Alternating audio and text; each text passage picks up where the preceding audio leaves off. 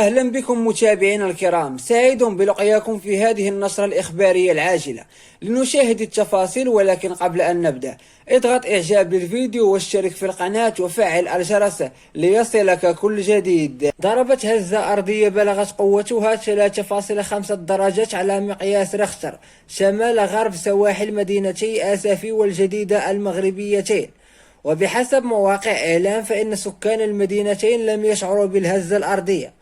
وأوضحت مواقع رصد الزلازل أنه تم تسجيل هذه الهزة الأرضية في حدود الساعة 5 بالتحديثات 33.119 شمالا و10.111 غربا على عمق 23 كيلومتر تحت سطح البحر. وصرح مدير المعهد الوطني للجيوفيزياء ناصر جبور أنه لوحظ منذ بداية العام الجاري زيادة في النشاط الزلزالي في كامل التراب المغربي، وأشار إلى أن هذا النشاط المرتفع يسجل في غالب المرات داخل المحيط البحري الأطلسي المتوسطي.